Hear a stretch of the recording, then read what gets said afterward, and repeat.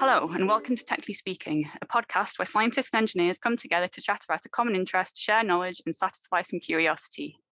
I'm Laura, and in this episode, I'm joined by Aneeqa and Rwayda to talk about things in science that we can't see and so often get misunderstood. So before I dive in, I have some exciting news to share. This is a special episode for us. It's a recording in front of an audience from the University of Manchester's Dalton Nuclear Institute, which means, I guess, some of what we talk about will be related to the nuclear industry, but we'll also talk about some wider scientific topics. To start off with, Aneeqa, what's your experience of talking about something that we can't see? I work in nuclear fusion, and that can be quite difficult to communicate because we can't see atoms with the naked eye. So, explaining to people, the process of nuclear fusion can be quite difficult. And so we try and make that more relatable by linking it to things that people can see. So if the sun is the big one, so nuclear fusion is something that happens in the sun. So we often try and tell people that we're trying to recreate the sun on Earth to make it more relatable, because that's something we can see. You talked about you can't see atoms, but then you talk about making an entire sun, which is a very different length scale. And if anyone knows me, knows that my PhD was atomistic simulation, so I could see my atoms. Very weird way to think about it. You're talking about atoms and you're talking about the sun at the same time. No, you're right, completely different length scales. Rwayda, what about you? What's your experience or interest in talking about something we can't see? Well, I'm a civil engineer, more precisely a structural engineer, so I deal with things I can see, but I'm aware of the misconception happening in science and communication science when you can't see things. A very obvious example all over the news at the minute is viruses and how we deal with viruses. Yeah, again, something else we can't see, but it has a definite effect on our lives. And I guess it's easy to misunderstand it when you can see the effect, but not the thing causing that effect, I guess. Yeah, it's just like pain. So you can slap someone in the face, but they can feel the pain. But they don't see the slap coming. Is that what you're going with that? Yes. So you're talking about things we can't see, but they can be confusing. And I was saying my experience is similar to Aneeqa's in that I work with a lot of things that you can't necessarily see, but you can feel that slap even if you can't see it coming. So things that have effects on our lives and on our work. And to me, language plays a big part in this. So to illustrate it, I thought we could play a game. So does anyone remember Taboo? I don't know what that game is. Can you explain it? I'll try. I haven't played it in a long time, but essentially you have like a deck of cards, and the top of each card, it'll name something that you have to describe. It'll have certain words or phrases on the card that you can't use to describe that thing. So it'll be like the most common phrases that you'd use to describe that thing normally. So you have to get creative and think of another way of describing something. So Rwayda, if I was going to try and describe to you like a bridge, I'd have to say it without saying things that would have meaning to you, like it has a span of something or other. Right. So I have an object in my hand that I've been waving around. I'm going to use 3 sentences to describe it, and you have to try and guess what it is. So the first thing is that it's made from one of the most abundant elements on Earth. It also minimizes waste volumes, and the material is commonly found in the kitchen, and it's pretty heat tolerant too. So what might that be? But my feeling is Laura used to work a lot with nuclear waste, and all of those sentences could be used to describe something used to like make nuclear waste. So I think in the kitchen you have glass, and that's used to immobilize waste, isn't it? Is that what you're talking about? Can I ask a question? What is like the nuclear waste would look like? I think we covered this briefly in another episode. There are lots of different things that would be nuclear or radioactive waste. So it's not easy to define just one thing. But the stuff I worked with the most, it was indeed turned into glass. It was quite dark in colour. I actually have an example that's not radioactive, I should say, that I could show you. But the object I was thinking about is a silicon spatula. Oh, wow. Okay, so not nuclear waste then. So is it like, it's not radioactive, your spatula or anything? Well, everything's slightly radioactive, but it's no more radioactive than natural backgrounds. But yeah, it's made from silicon, which is one of the most abundant elements on Earth. I use it to scrape out pans in the kitchen, so it minimises waste volumes. It's pretty heat tolerant up to about, I think, 250 degrees C. But I did deliberately pick those phrases, in particular, minimizing waste volumes, because it is a sentence that is commonly, or a phrase that is commonly used in the nuclear industry. And because I knew that someone here knew I had a nuclear background and worked with waste, thought that I might mislead you slightly. So the point of that, when I was talking at the start about how language plays a part in how people understand things, is I deliberately picked words that could be related to something else that I've also worked with.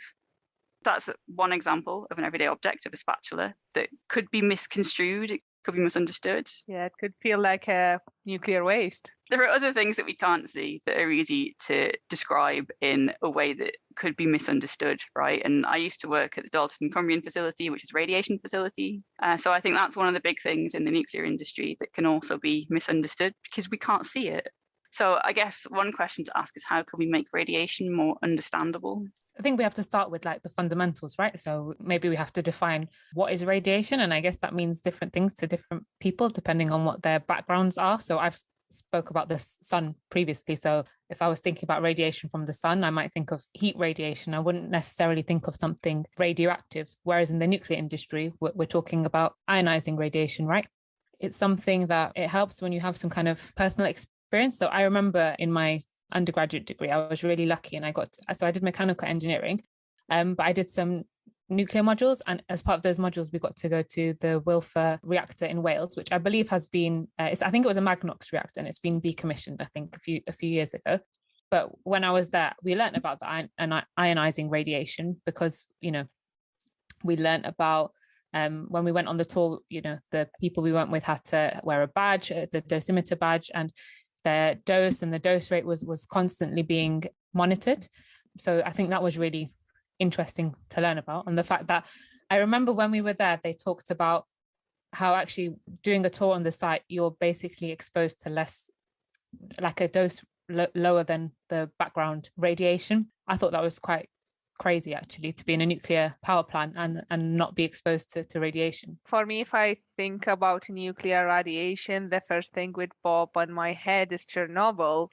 And I think it's just like relate very much to what you're saying about the rate of the dose of the radiation. And that would probably making the site of Chernobyl dangerous till today. And because like the nuclear leaked, and that's why it's more radioactive or whatever that is called. Yeah, I mean, from what I've read, the body has quite good mechanisms for repairing itself. And if the radiation is affecting some changes that can't be repaired as quickly as the body would like, then that's when you get images like you saw in Chernobyl, I guess. Aneeqa, you mentioned when you went on that plant visit, they were wearing dosimeters. Do you know what they look like? It was kind of just like a purple plastic, a small rectangle, like a credit card size. And then it had like a little strip. They told us that they have to send that off, I think, once a month or once a week. They have to send it off to be analyzed to check the amount of radiation they've been exposed to. I assume that would be gamma irradiation is the one that they're worried about, right? Well, I mean, gamma is quite penetrating, isn't it? So it could pass through your body and not cause a lot of damage. But from what I remember, when I used to work wearing one of those dosimeters, they used to have a bit of photographic film in them. And they had little like filters in different parts of that film that filtered out different types of radiations. They could tell you what the dose from different types of radiation, so alpha, beta, gamma, would have been. And I think the more modern ones, those purple ones, I think they do something that involves thermoluminescence rather than just a piece of photographic film. I guess the important point there is they test them quite frequently. So they have sort of fairly good records every week or every month, as you say, about how much dose a worker is accumulating, so they can make sure they're below whatever limit has been deemed as appropriate. And I guess it's because they're working there all the time. And I think another similar example would be like in a hospital or a dentist where they're doing x-rays all the time, for example. For you to be exposed to an x-ray as a patient is absolutely fine, because the assumption is you're not going to be having an x-ray every single day, hopefully. But obviously the people taking the x-rays, they have to leave the room and take precautions, because if that builds up over time, then that's unsafe for them. We've also had something really interesting from Adrian in the chat, going back to the sunlight example as well. So that explaining that radiation is not always dangerous, and that we all understand that we need factor 50 when it's 45 degrees and we're in Cyprus, but that's probably okay to go out without sun cream in Manchester in November. So I think that's a really nice example. I really like that. Thanks, Adrian. I think it's safe to go out in Manchester today. You don't have a sun. Yeah, I think for the last few weeks, it's been pretty grey. Good point. It depends on the intensity, similar to the ionizing radiation dose rate. I guess we should probably define what we mean by ionizing. You mentioned that about 5 minutes ago and we haven't really explained it. Yeah, I was about to ask about this. Yeah, so to me, it's the ability to knock electrons off an atom. Okay, that's simple. Yeah, so you can imagine that if chemical bonds are made from atoms joining together through that chemical electron interaction. You can say I'm not a chemist. I keep saying this. You can break chemical bonds. You can also make chemical bonds form depending on the exact composition of your material. Interesting. There are some instances where radiation is useful. Aneeqa already mentioned healthcare. Car tires are irradiated. So it makes the material, the polymers in it cross-link. I might be getting in dangerous territory saying polymer. But essentially it makes the rubber stronger, so it has better grip. So it actually makes the car safer. I never knew that. I didn't know that. No, very few people do. It's interesting, isn't it? Radiation is used to process quite a lot of things, but no one really talks about it. Also food, right? I've heard that they use radiation to sterilize or make like maybe meat products or something like this that they use it for. I've heard something along those lines. Yeah, some nations do. I want to say that some spices are irradiated before they come to the UK, so it kills the bacteria, makes the spice or the meat or whatever it is last for longer. Is that when you dry them in the sun, or is it this another procedure? Like, is it less simple, all the procedure of drying stuff in the sun? Yeah, I guess it's things that you wouldn't normally dry out, like strawberry, say. You wouldn't want to dry strawberry. I don't know how it tastes like. You can pass them through these big sort of conveyor belt things that shine possibly gamma rays, again, not too sure, at a dose rate that will kill the bacteria but preserve the sugars and whatever else is in the strawberry so it still tastes good. So I guess what's interesting to see, there are lots of ways radiation can be used for benefit, but there's a lot of fear around radiation. And I wonder if that's because of how it's communicated in media or how films just seem to misrepresent it. Yeah, I think it's misconception about it that, like, for me, anytime anyone says radiation, Chernobyl. I also think that's because it had great production value.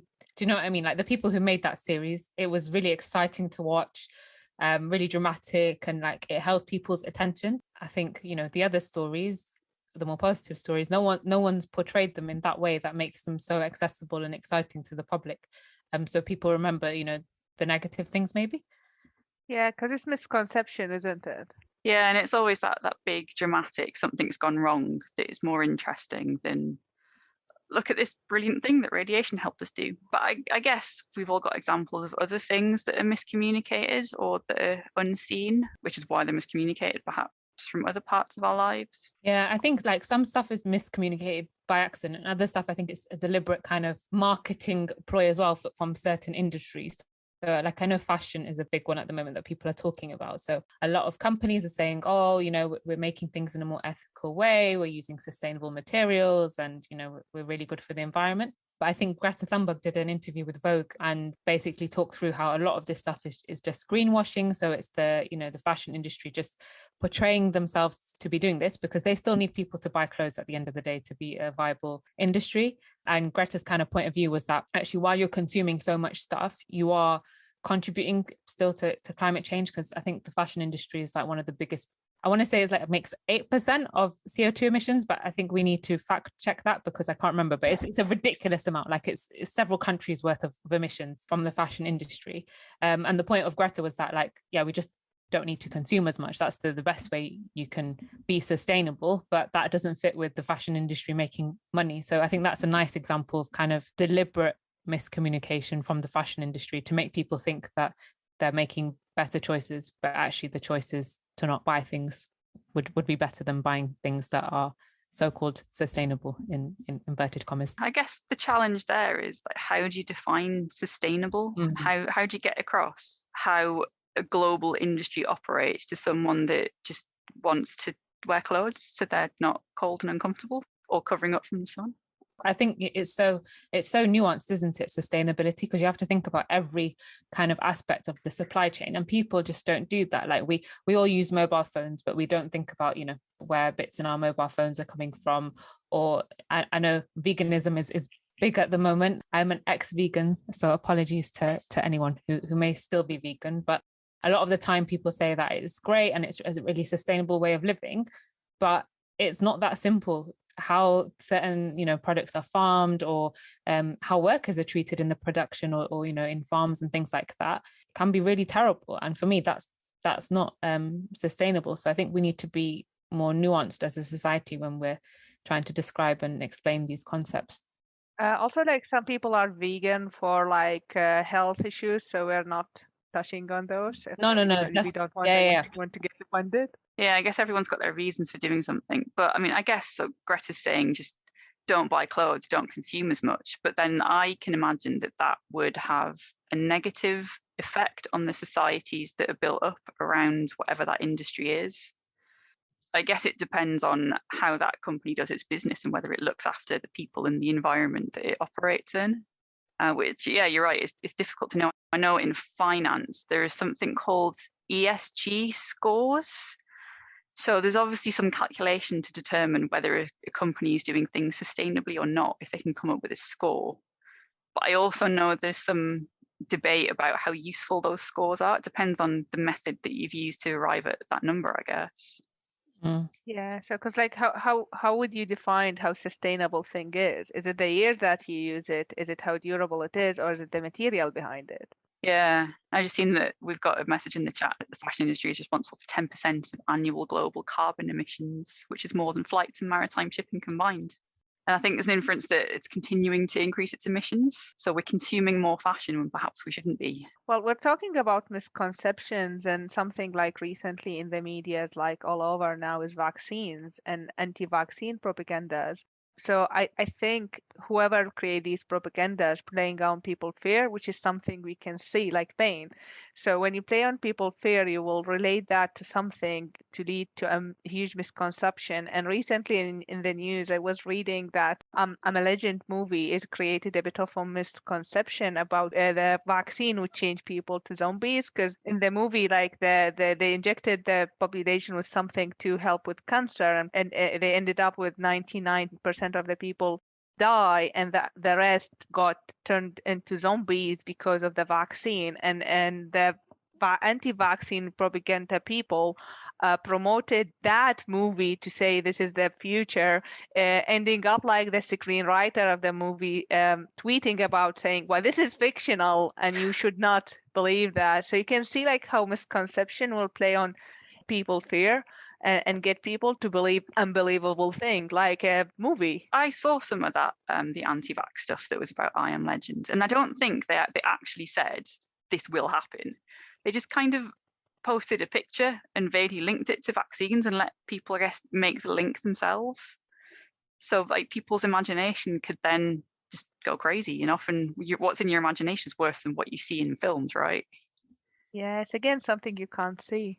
And yeah, I guess people's emotions are really important. And I think what we have to remember is, okay, there are some people who maybe, base these things on movies or things like that, but other people do have, valid concerns about vaccines or about, discrimination in healthcare and things like that. So obviously in America, there was these trials on African Americans, really horrific stuff, and that's in living memory. Only decades ago that was happening. So obviously there will be like that's in the living memory of people. So there will be that mistrust of the healthcare system. And I know Rwayda was talking when we were talking before about one of her friends had side effects, really, really bad side effects to a vaccine previously. So I think people have really justifiable fears, and they're based on real things. So we have to approach these with a lot of empathy and compassion, and trying to understand where they're coming from, and try and convince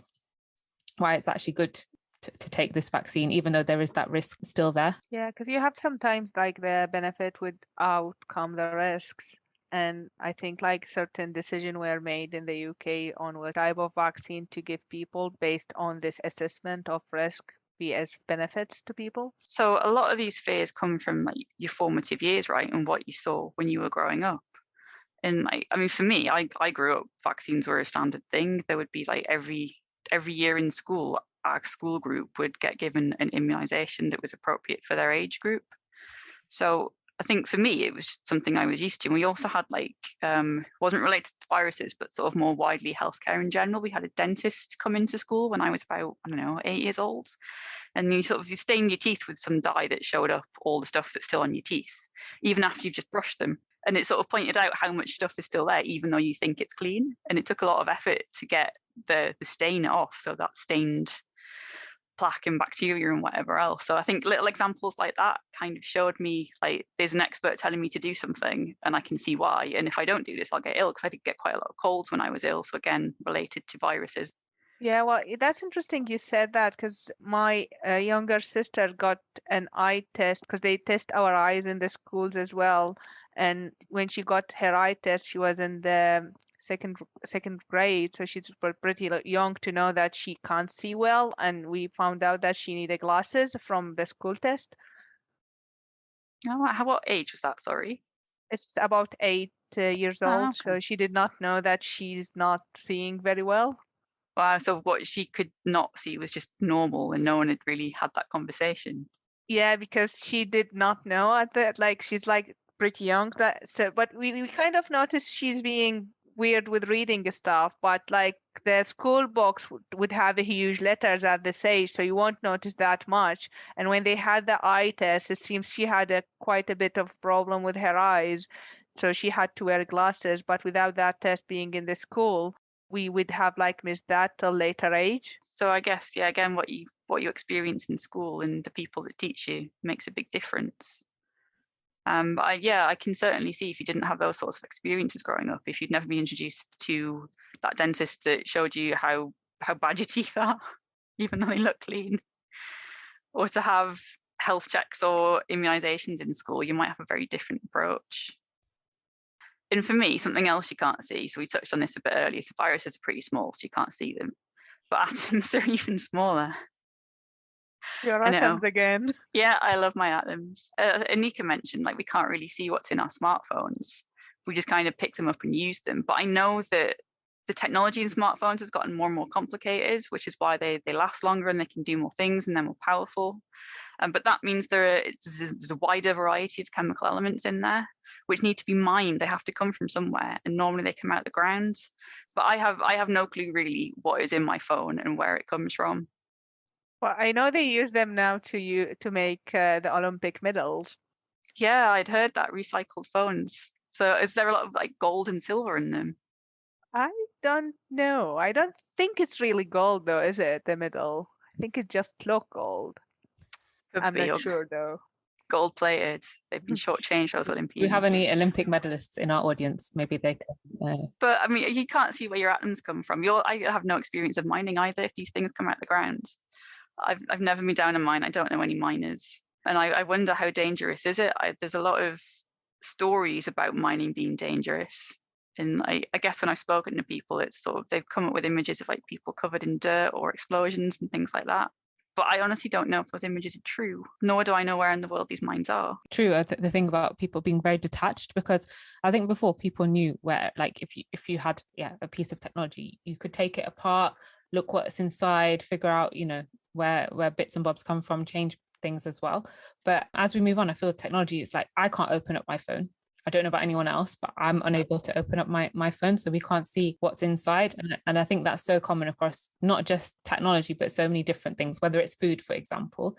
People are just really detached, and clothes, as we were talking about before. They're just so detached as to all the processes that go into things. So I think, we really have to go back to basics on a lot of things as well, and talk about the whole process, and not just think that these things pop out of thin air, because it's a pretty horrendous process for a lot of the things, like phones, for example. Because I think cobalt is one of the big elements in a lot of phones, and most of that comes from Congo, and there's pretty horrific conditions in the mines that have been reported for the extraction of cobalt and stuff. I tried to do a little bit of digging into this. Like, I know gas underground is a big problem, but you can put monitors in there and ventilation systems to ensure that either people aren't breathing in something that could be dangerous or could cause an explosive environment. But it also sounded like, although mining operations in parts of like North America and England are fairly well regulated, in other places that's not the case. But I did find a statistic surprised me a little bit, because people say mining is so dangerous, that the International Council on Mining and Metals recorded 90 fatalities in 2012 and 50 in 2018, which is pretty low in comparison to statistics on workplace deaths in the UK. So it's getting a bit grim. Last year, there were 142 worker fatalities in the UK. So the mining industry reported fewer fatalities than all of industries in the UK. Would we though believe like all the statistics coming? That is the other question. How valid they are.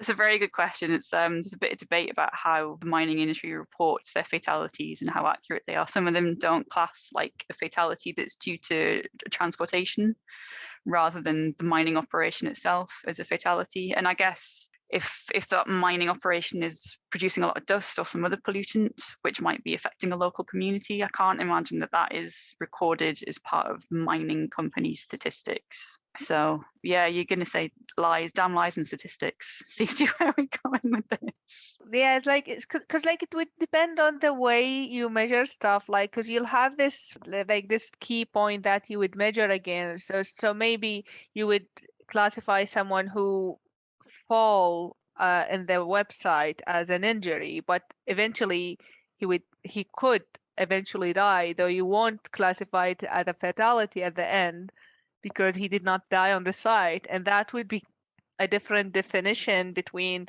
different I think different government and industries. I think what they would need to have the same sort of regulation all over. It's a more global like regulation, so you could kind of measure stuff against each other because you can't really measure things if they were not measured in the same way. If that makes sense. Yeah, I get what you mean. You need your standard methodology if you're gonna. I was going to say do an experiment. It's not what I mean at all. I was thinking about taking it back to science. But yeah, I guess how do you get across to a person sitting here using their phone? How do you get across where all those things have come from if it's a global industry? And I guess that has links into climate change as well. It's another big globally affecting thing. And we can't really see CO2 or any of the greenhouse gases, but we can see the effects of it. But even those effects are kind of, they're not obvious. If it's a slow change in the weather, then how seems to be what climate deniers say, isn't it? That this is just a natural process. I think like what happened this year with the forest fires had shed much more light on the importance on how climate change is working and how it's important that we would need to take more care about our planet. It's difficult though, isn't it? Because as Laura was saying, some people, they see these events and they just say, oh, it's the weather, it's something that happens, but it's just the frequency of it. And that goes back to the dose and the dose rate stuff as well, isn't it? It's the frequency of things. It's not just the intensity. It's not just that it happens. It's how often it's happening. And yeah, making people aware that they're all kind of linked together is really challenging, especially, you know, here there's all this talk about, oh, we're going to net zero. But the reality is we export so much of our CO2 emissions. What does that mean that the UK is going to net zero when we're still getting all of our, you know, phones from other countries where they're being manufactured, or our clothes are being manufactured elsewhere, or our food is being grown elsewhere? We still rely on all these things. So I think people need to be more open and honest as well when they're talking about stuff, and more holistic. I don't know if that's the right word, but stop looking at just one tiny thing, but kind of look at the bigger picture. And yeah, they're kind of more honest in the stories that they're telling, because that's what it comes down to at the end of the day, isn't it? It's storytelling. That's what we're doing when we're communicating. What you're getting is like you need to trust the expert, even if the expert was much younger than you. I guess take the example of climate change. If I've done my PhD in climate change and been researching it for 5 years before that, I probably know quite a lot about it. Yeah. So, and if it's quite a nuanced, complex thing, that expert should understand those nuances. Yeah. Yeah, it's like the kid, I see dead people. The Sixth Sense, Rwayda. Yeah, it's the Sixth Sense. He's the expert. He's seeing dead people. He's seeing the thing that no one else can see. Yeah. But he's a small child, so who's going to believe him? Exactly. Not Bruce Willis. Not Bruce Willis. Spoiler alert for that movie. But yeah, it's quite a good analogy though. If you can't see something and someone else can, who's right? Who's the crazy person? Are there any crazy people, or is it just a different perspective? You reminded me of the dress that some people were seeing the dress as blue or white. And it somehow had to do with the lighting and the reflection in your head. So some people could see it as a blue dress and some people could see that as a white dress. Yeah, I still didn't quite understand the justification of how it appears different to certain people. But it seemed a bit like not specific to me. Say, oh, it's just the lighting. Yeah, I could see it was blue. for me, I think. Wasn't? Yeah, I think it was blue for me. Yeah, it's like we were all looking at the same picture, so surely the lighting in the picture would have been standard. I feel like there must be some more complexity to that than people were talking about, and the experts probably understood it, but maybe it hadn't been communicated very well when it went viral. Yeah, misconception and miscommunication again. I feel like we've come full circle. We've come back to the whole the use of language and storytelling. Frankie sent something in the chat about radioactivity, where people saying people don't realize that radiation is present in everyday life, as well as just in nuclear. So you can get background radiation from radon in rocks, which some of the highest percentages in the UK in Cornwall. And when it comes to food, Brazil nuts have the most natural radiation. And that's really interesting because I know like Brazil nuts is seen as one of those health foods. Yeah, it's a selenium content. You're meant to eat something like 2 Brazil nuts a day to get your required selenium uptake. But so if you then spun it and say, oh, you get really, you get natural radiation from them as well, I wonder if people would have the same perception. And then we've had a comment from Adrian as well, saying having people and experts you can trust is really important. Perhaps why Greta Thunberg has been so influential. We feel that her young age means she's speaking with personal conviction, not for some ulterior motive. And I think that's a really good point. I think the authenticity of the people telling the stories that they're telling makes a huge difference. Like, I'm so much more willing to listen to someone who's got experience in that area, or as Adrian says, doesn't seem to have like an ulterior motive, which often politicians or big companies do. So it's really nice to hear things from people who have that experience. It's like when you go to the doctor, isn't it? Like, you trust your doctor when they say you have a broken leg and I'll fix it. But I don't think you'd go to someone else to fix it. You trust the doctor to fix it because they have that experience in that area, and you know that their motivation is to make you feel better. And I think we should apply that to other specialists in other kind of areas as well. I injured my toe many years ago, and I was convinced there was nothing a medical professional could do. And then it kept on swelling and it got bigger and bigger. There was something obviously not quite right with it. So I was told I had to go to the emergency room. And they agreed with me. It's not broken. There's nothing you can do. Just go home and rest it. I think because I've broken quite a few things or damaged quite a few things when I've been like climbing trees and things as a child, I think I had some awareness of what a break would be like versus what a sprain or a strain would be like. But also, I think you know yourself the best as well, right? That's the other main thing. Is everybody in the podcast climbing a tree except me when they were kids? This is our very first episode. And I was the reckless child. I was the dangerous one in the family, and I never have climbed a tree. I feel bad now. I need to travel back in time and climb a tree. Formative life experience. Maybe we should do that as a team building exercise if we can ever meet in person as a group. Absolutely. Yeah, I guess, Adrian's point about trusting experts. I think I was thinking about this earlier on, and I was thinking about plastic pollution and how it only seems to have become a really big thing since David Attenborough started talking about it and did a few like documentaries on how plastic pollution affects the sea life. And I can imagine, because I remember watching wildlife documentaries when I was very small. So David Attenborough has pretty much always been part of my life. That a lot of people would listen to him because they've had that similar formative experience of this very measured, very sort of knowledgeable person talking to them. So yeah, I think listening to people that you trust who are experts is probably quite good advice. I don't know if we sound like experts or not, or just rambling scientists and engineers. Maybe our audience can tell us. Bunch of nerdy people. And I think, Aneeqa, you've mentioned that like films and TV have a lot of influence in your life. Yeah, like this sounds really bad, but I think my love of science didn't really come from scientists. It came from watching a lot of movies when I was a kid, which made science look really cool. Not that scientists don't make it look cool, but there's just something about seeing things vividly in a movie that make it really exciting and accessible to people. I think as scientists, we need to collaborate more with people from the arts and people who tell stories as their job, because I don't think we do it very well. I don't know about everyone else, but when you read like scientific papers, some of them are great, don't get me wrong, but they're not the most gripping reads.